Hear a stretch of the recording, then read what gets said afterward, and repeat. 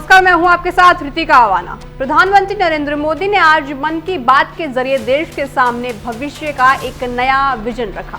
PM ने जहां एक तरफ डिजिटल युग में एआई और तकनीक की ताकत का जिक्र किया, वहीं दूसरी तरफ उन्होंने सुरक्षा और संविधान की भी बात कही। इस एपिसोड में पीएम ने केरल की पुरानी परंपराओं से लेकर उड़ीसा के एक युवा किसान के कमाल तक कई प्रेरक कहानियां साझा की। पीएम ने तमिलनाडु की पूर्व मुख्यमंत्री जयललिता को याद किया और दुनिया भर में क्रिकेट के मैदान पर तिरंगे का मान बढ़ा रहे भारतीय मूल के खिलाड़ियों की सराहना भी की। आइए देखते हैं इस खास रिपोर्ट में कि आखिर पीएम ने क्या कुछ कहा। प्रधानमंत्री नरेंद्र मोदी ने मन की बात के 131वें एपिसोड की शुरुआत डिजिटल सुरक्षा के साथ की है। उन्होंने लोगों को सतर्क करते हुए कहा है कि बैंक के केवाईसी प्रक्रिया से घबराएं नहीं, क्योंकि यह आपके पैसे की सुरक्षा के लिए जरूरी है। पीएम ने कहा कि आज पूरी दुनिया भारत की डिजिटल शक्ति और एआई समिट की चर्चा कर रही है। भविष्य की तकनीक न केवल शहरों बल्कि पशुपालन और डेयरी सेक्टर को भी बदल रही है।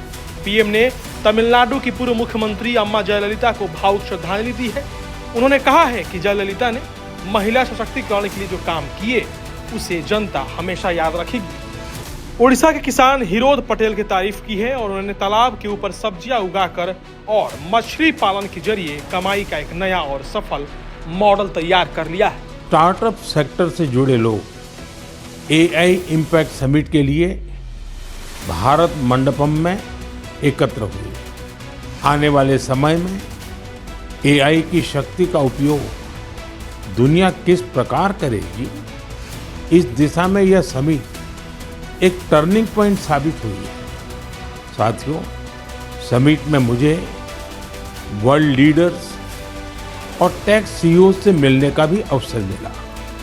एआई समिट की एग्जीबिशन में मैंने वर्ल्ड लीडर्स को ढेर सारी चीजें दिखाई। मैं दो बातों का विशेष रूप से उल्लेख करना चाहता हूं। समिट में इन दो प्रोडक्ट्स ने दुनिया भर के लीडर्स को बहुत प्रभावित किया।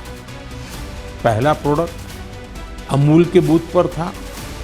इसमें बताया गया कि कैसे एआई जानवरों का इलाज करने में हमारी मदद कर रही है। वहीं खेल की दुनिया की बात करते हुए पीएम ने बताया कि कैसे अमेरिका, कनाडा और ओमान जैसी टीमों में भारतीय मूल के खिलाड़ी अपना दम दिखा रहे हैं। ये खिलाड़ी वैश्विक स्तर पर भारत की प्रतिभा का लोहा मनवा रहे हैं। अंत में पीएम ने होली और रमजान की शुभकामनाएं देते हुए वोकल फॉर लोकल का नारा बुलंद किया। उन्होंने लोगों से अपील की कि वह विदेशी सामान के बजाय स्वदेशी उत्पादों को अपनाएं और देश को आत्मनिर्भर बनाने में मदद करें। तो प्रधानमंत्री नरेंद्र मोदी ने मन की बात के इस 131वें एपिसोड के जरिए देश को साफ संदेश दिया कि भारत को अगर विकसित बनाना है तो हमें आधुनिक तकनीक को अपनाना होगा और अपनी पुरानी जड़ों से भी जुड़ा रहना होगा, चाहे वो डिजिटल सुरक्षा की बात हो या फिर खेती में नए प्रयोग। पीएम ने हर नागरिक को आत्मनिर्भर बनाने का मंत्र दिया। अब देखना ये होगा कि देश की जनता पीएम के इस वोकल फॉर लोकल की अपील को आने वाले त्योहारों में कितना इस्तेमाल करती है। फिलहाल के लिए इस खबर में बस इतना ही। बने रहिए हमारे साथ।